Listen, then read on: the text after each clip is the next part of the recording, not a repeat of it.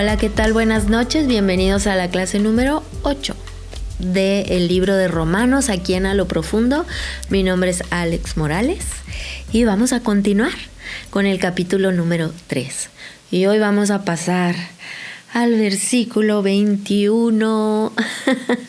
Por fin, y este versículo inicia con una de mis palabras favoritas. Antes de decírtela, te quiero decir algo, un detalle curioso acerca de mí, que si ya me has seguido en esta página por todo el tiempo que llevamos aquí o en los últimos años, ya lo conoces, pero hay gente nueva y se los voy a volver a platicar.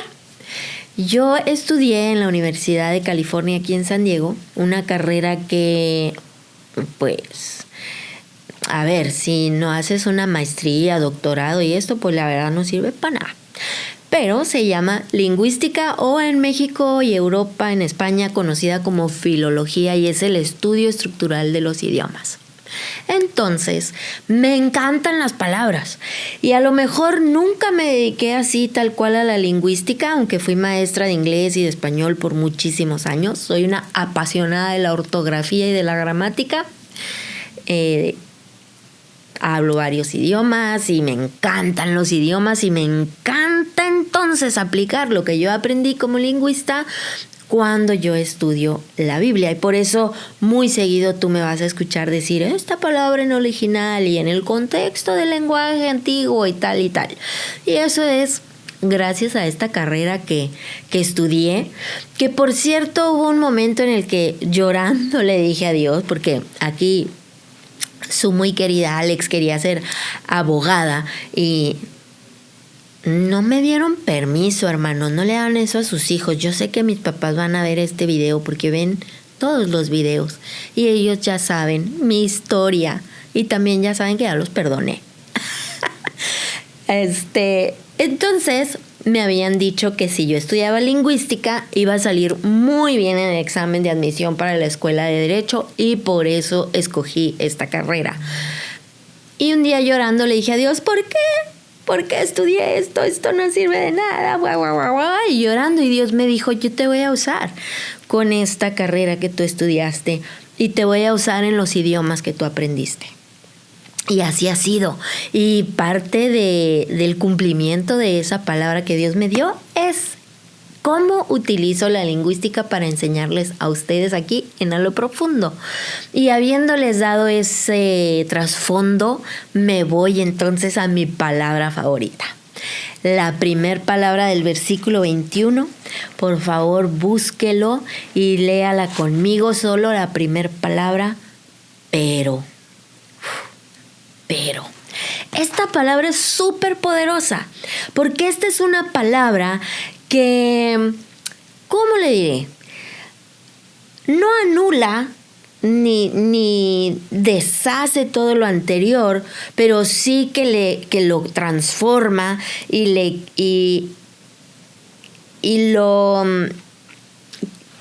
le pone encima una nueva realidad.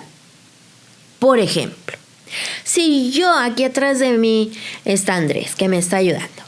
Y si yo le digo a Andrés, vamos a suponer que tuvimos Andrés y yo, que nunca ha sucedido, y espero nunca suceda, Andrés, una gran discusión y yo le digo a Andrés algo ofensivo, ¿sí? Y Andrés me dice, Alex, eso que me dijiste me ofendió. Y yo le contesto, Andrés, perdóname.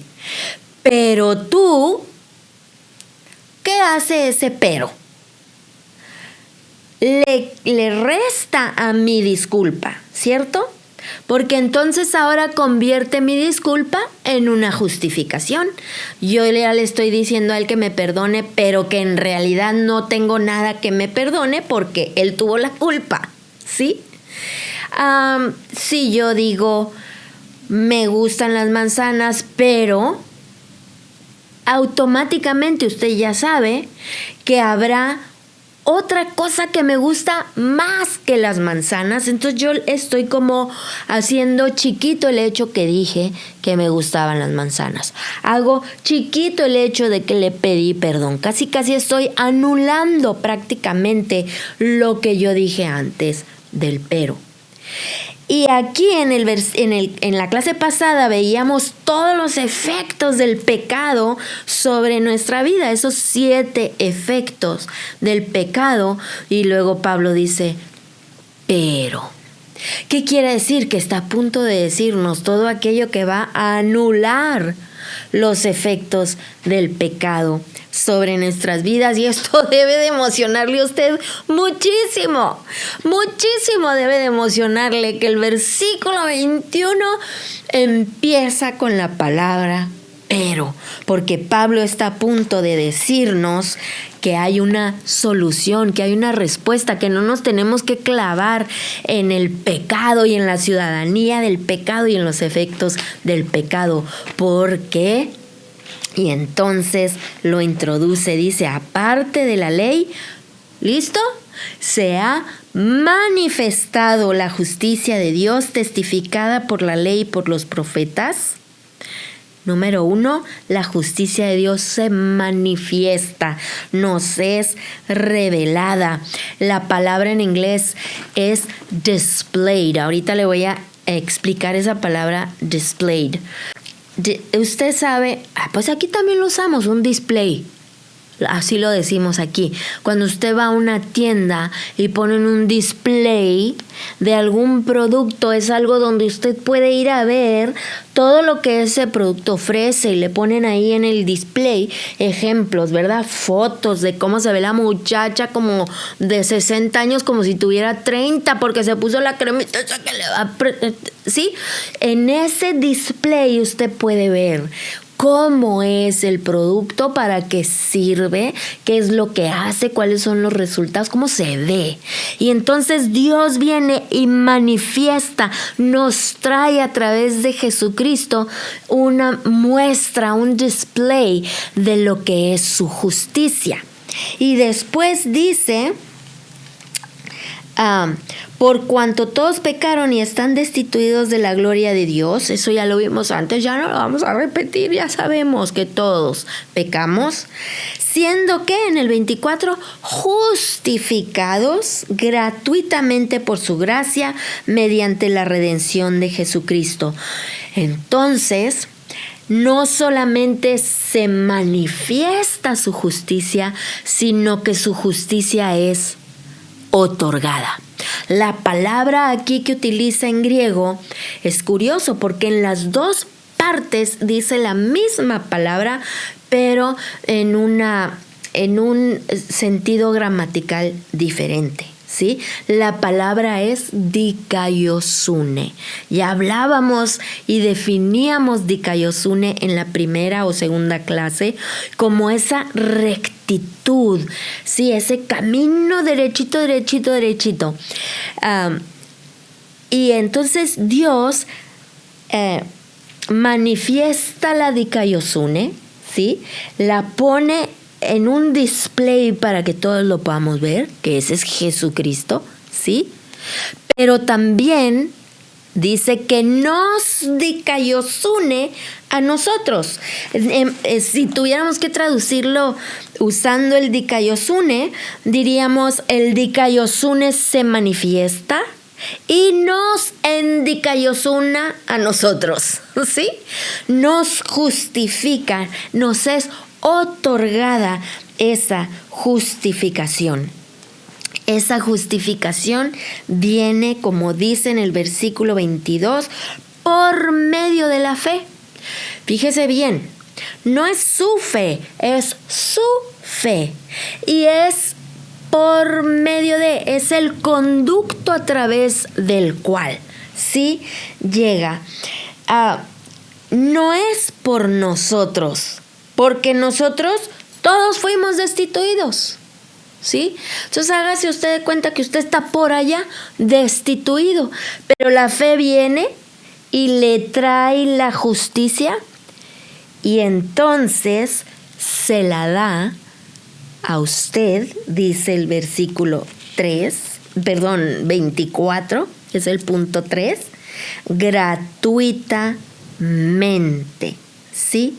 Mediante la redención que es en Cristo Jesús. Ni siquiera es mi fe la que me salva. Es su fe que es el instrumento por el cual recibo mi salvación. Es la fe en su obra perfecta en la cruz. Que yo, fíjese lo que me toca creer, ¿sí? Para lo que Él me habilita a creer. Él me da la fe para creer lo que dice el versículo 25, que dice, a quien Dios puso como propiciación. Subraye esa palabra, es muy importante. Esta palabra propiciación tiene un doble significado. Número 1, quiere decir expiación, ¿sí? Algo que limpia los pecados. Y número 2, algo que es suficiente, ¿sí? Para que Dios entonces remueva su ira. Ser propicio, el que Jesús fue propicio, es que Él fue suficiente. Él es suficiente. Y que su sacrificio cumplió la expiación, o sea, que limpió nuestros pecados, limpió el pecado. Y 2, logró calmar, ¿sí? Satisfacer, fue suficiente para satisfacer la ira de Dios. Dice, en quien Dios puso como propiciación por medio de la fe en su sangre. La palabra en hebreo ahí es, en griego, es hilasterion, y tiene este doble significado: expiación y ser propicio, ser suficiente, que pueda satisfacer. ¿Para qué? Para manifestar su justicia. Durante todo el tiempo que se estuvieron haciendo sacrificios, traían a un cordero para representar que un día vendría un cordero y ya no tendría que haber más sacrificios. Esos corderos no eran suficientes. Y entonces dice Pablo que había pasado por alto, ¿sí?, los pecados. Decía, ok, ahí va a estar. En lo que viene el Cordero de Dios que quita el pecado del mundo, que es suficiente para quitar el pecado del mundo, y que con un solo sacrificio, como dice Hebreos, en Hebreos esto lo explica precioso, y tenemos un video del libro, un curso del libro de Hebreos, si usted se quiere regresar a verlo, ¿sí? Hágase usted de cuenta que estos sacrificios eran como pagarés, de que un día iba a llegar o como depósitos para garantizarle al pueblo que un día iba a llegar el único sacrificio suficiente. No podemos olvidarnos en este vivir bajo la ciudadanía de la gracia. Es importantísimo, es menester. No podemos dejar de lado que Dios sigue siendo Dios, que Dios sigue odiando el pecado y que Dios lo castiga, el pecado.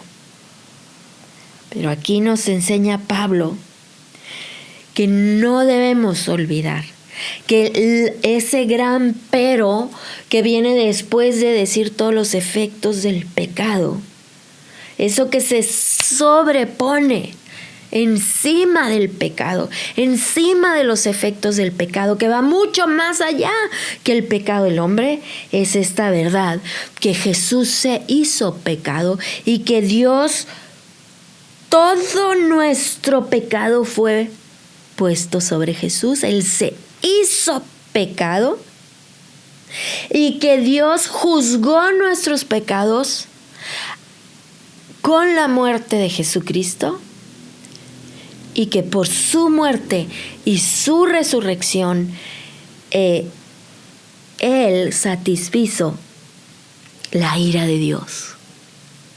El sacrificio de Jesús Él fue presentado como propiciación para no solo limpiar nuestros pecados, sino satisfacer, ser suficiente para satisfacer la ira de Dios. Él fue el que no conoció pecado, se hizo pecado para que tú y yo fuésemos hechos la justicia de Dios en Cristo. Fue juez y justificador. Él es el justo y el que justifica. No debemos... hay algo que arde en mi corazón. Desde que el Señor abrió mis ojos para ver la magnitud de lo que esto significaba. Y es que mi vida no fuera causa de que yo me atreviera a desperdiciar ni una sola gota de la sangre de Jesucristo. Y que yo pudiera vivir bajo esta nueva ciudadanía de la gracia, en la que viviera en esta constante admiración por la magnitud de lo que Dios hizo por mí, de lo que Dios hizo por ti también. El justo llevó sobre sí mismo el pecado del mundo y pagó, dice que el precio de nuestra paz en Cristo y por su muerte en la cruz, tú y yo, que podamos vivir en esta constante revelación de lo que Él hizo por nosotros, siendo justificados gratuitamente a ti y a mí, no nos costó nada. A Él le costó todo. Y me encanta la palabra porque como nos dice que por el gozo puesto delante de Él. ¿Y sabes cuál era el gozo puesto delante de Él?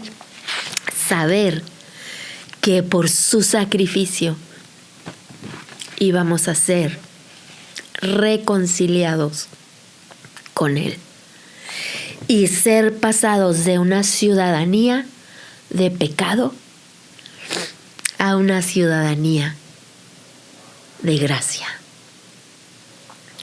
Medita en esto, que de verdad pasa un tiempo con el Señor simplemente dándole gracias.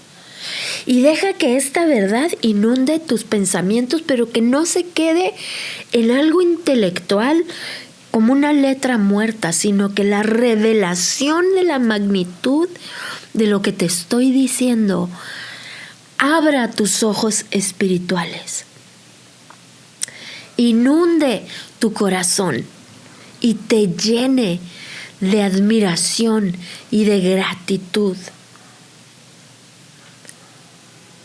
por aquel que fue propicio, que fue presentado por nosotros como un sacrificio vivo, santo, agradable a Dios, que era más que suficiente para reconciliarnos con Él. Que el Señor te bendiga y nos vemos en la clase número 9.